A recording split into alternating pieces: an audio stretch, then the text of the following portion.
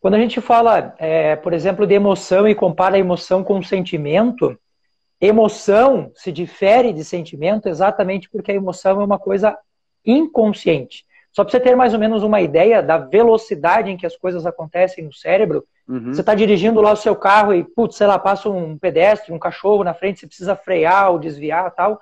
O teu cérebro racional, a parte executiva do cérebro, ela leva 0,75 segundos para processar aquela informação e devolver aquilo em forma de reação. 0,75 segundos parece uma coisa muito rápida. Na verdade, quando você vai ver o que a emoção faz, em 0,05 segundos, o teu sistema todo já está dominado pelo sistema emocional. Então, a emoção é um processo inconsciente. O sentimento, a pessoa que está sentindo raiva, e a gente está falando do sentimento, ela já teve tempo de racionalizar, ela já passou pelos modelos mentais dela, aquela coisa toda, né? E quando a gente vai olhar para uma situação como essa, que você está passando, seria talvez até infantil da minha parte dizer que você não deve sentir, ou então às vezes as pessoas falam assim, não, você tem que ser forte e tal. Quem está passando pelo processo emocional e está com isso irrompendo ali do inconsciente dela, não tem muito como controlar isso, né? Agora, quando a gente vai pensar isso num tempo e espaço, aí nós entramos nas famosas fases do luto, né? Quando a gente vai pensar assim, aquela coisa, a primeira fase do luto, que é a negação, não, por que comigo? Não é possível, eu não acredito nisso e tal. Aí existe uma segunda fase desse processo do luto, que é aquela fase em que a gente fica muito bravo e começa a praguejar contra tudo e contra todos e tal. E aí existe uma, assim, reduzindo um pouco essa conceituação do luto, mas a gente entraria numa terceira fase do luto, em que o indivíduo começa a se dar conta de que não tem mais o que fazer, que não tem mais como ser diferente e tal. E este período, ele é um período que para algumas pessoas pode durar 6 meses, para algumas pessoas pode durar 2 anos, mas que não pode se estender por muito mais tempo do que isso. Então, Uhum. você já percebeu que apareceu a dor, que apareceu aquela coisa da irritação e tal, passou pela fase em que você estabilizou aquilo, e aí você volta à vida normal. Só que algumas pessoas não voltam à vida normal. E isto é patológico. Então, quando você me pergunta como é que eu sei qual é a dose, eu vou dizer para você assim: primeiro, a gente precisa observar o tempo regulamentar. Não existe como a gente não sentir dor diante de uma situação como essa. Mas também não podemos passar muito tempo assim, porque senão aquilo passa a se tornar para a gente o modo de operação do cérebro.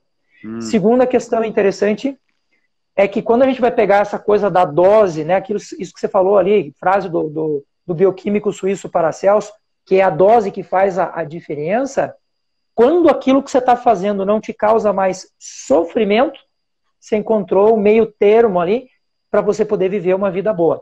Mas é claro que isso, para você, para mim ou para outras pessoas, pode ter ali uma sensação diferente, né? Tem gente que sofre muito mais com uma coisa pequena e tem gente que não sofre nada com uma coisa enorme. Então vai muito de pessoa para pessoa.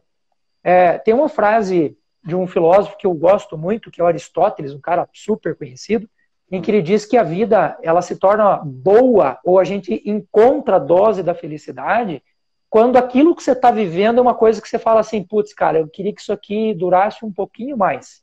Aí você sabe que aquilo que você está fazendo tá show de bola. Mas ele também fala dessa coisa da dor, em que ele diz que a dor, enquanto a dor incomoda, é porque você ainda não encontrou essa dose, esse equilíbrio, né? E o Aristóteles é o filósofo do equilíbrio.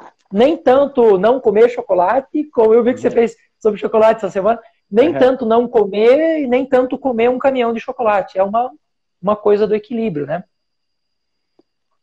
Mas assim, tá, beleza. Eu misturei as coisas aqui, falei desde do sofrimento dos pequenos desafios ali na comunicação e tal, com uma perda grande, mas como a vida também é caótica, né? O nosso papo acaba, eu gosto de puxar assim, esses bate-papos assim, numa forma bem como se fosse um bate-papo mesmo, assim, para ficar bem Uhum. natural, mas aí voltando assim para essa parte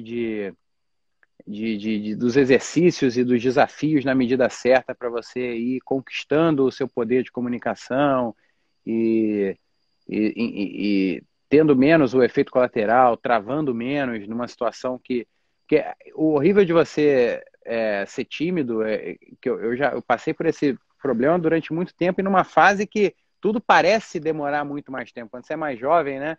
Sei lá, um mês demora muito. Agora eu com 38 anos, um mês passa voando. Um ano passa voando. Mas para um adolescente, para uma criança, né? Quem está começando aí uma faculdade, né? Começando a trabalhar no mercado de trabalho, uma experiência ou um mês, um semestre, pode parecer uma eternidade. Então, como assim? Como achar, como medir os desafios e como ir sentindo para também não dar um passo maior que a perna e fazer como você falou, acabar desenvolvendo um trauma que pode ter efeitos em 6 meses, atrapalhando até fisiologicamente o funcionamento. Assim, como é que você indica para eu tenho algumas ferramentas. Sim, eu tenho algumas ferramentas super práticas, assim, para a gente usar no dia a dia, que ajuda muito a gente a conseguir colocar as coisas no lugar. Existe um processo, eu nasci para a vida acadêmica dentro da filosofia, eu fui professor de filosofia há muitos anos, mas migrei para a área... Por isso Aristóteles, Sócrates e todas essas menções aí, tá explicado. Sim. E aí eu migrei para a área de saúde, estudando a parte de nutrição, psicologia, psiquiatria, medicina do sono e tal. E eu acabei trazendo para a minha prática do dia a dia uma ferramenta que eu acho fabulosa, que é super legal e fácil da gente pensar, que é baseada nos ciclos biológicos. Então, assim, a ferramenta a gente chama de 7x7 porque são 7 ciclos de 7. Não quer dizer que seja um número cabalístico, tá? Mas a coisa funciona mais ou menos assim. O menor ciclo biológico do nosso corpo, o mais rápido, é a nossa respiração. Dura 7 segundos. O mais longo ciclo biológico é o nosso ciclo ósseo, que dura 7 anos. Pode crer. Então, quando a gente vai pegar toda essa parte dos 7 ciclos de 7, eu falo para as pessoas assim, ó, se você ficar se preocupando com uma coisa que você não pode dominar, com o que vai acontecer na semana que vem, com o que vai acontecer no mês que vem, você vai estar sofrendo por antecipação. Então a gente começa a trabalhar com as pessoas no menor ciclo. O que eu posso fazer nos próximos 7 segundos? O que eu posso dominar nos próximos 7 segundos? Um exemplo de situação do dia a dia prático. A pessoa fala assim, eu não consigo fazer exercício físico. Eu falo, cara, você está focando num ciclo grandão. Tenta focar no que é pequenininho. Em 7 segundos, o que você pode fazer? Quando você dominar aquilo que está no teu comando nos primeiros 7 segundos, você passa para o próximo ciclo, que é, agora eu vou trabalhar os 7 minutos. O que eu posso fazer nos meus próximos 7 minutos que estão sob o meu comando? A hora que você dominou os 7 minutos, você vai passar para 7 horas. Ou seja, você vai começar a pensar no seu dia. Quando eu dominar as 7 horas, eu vou pensar na minha semana, que tem 7 dias. E aí 7 meses, 7 semanas, 7 meses e 7 anos. É claro que esse número, ele não é uma coisa precisa, tem que ser 7, né? Mas ele quer dizer o quê? Para a gente focar naquilo que é possível fazer naquele momento mais imediato. Tem uma pesquisa de uma universidade famosíssima, que é a Universidade de Harvard, que os caras se perguntaram o seguinte: quanto do nosso tempo, quanto da nossa atenção, 100% da nossa atenção, nós focamos no aqui e agora, e quanto a gente fica jogando para frente e para trás? Ou seja, eu fico me preocupando com coisas do futuro ou fico preso em coisas do passado. E essa pesquisa revelou que 90% do nosso tempo nós passamos fora da nossa realidade. Ou seja, sofrendo com coisas que provavelmente nunca vão acontecer, com críticas que talvez nunca vão acontecer. Então esse ciclo do 7x7, ele está baseado no o que eu posso fazer agora, como é que eu aumento esse tempo e assim sucessivamente. Dentro de uma empresa, quando eu pego um menino assim, que está começando a vida empresarial, que está iniciando o seu projeto de trabalho, eu falo para o cara assim, não foca no ciclo de 7 semanas. Você vai se arrebentar, é muito grandão. O que você pode fazer agora?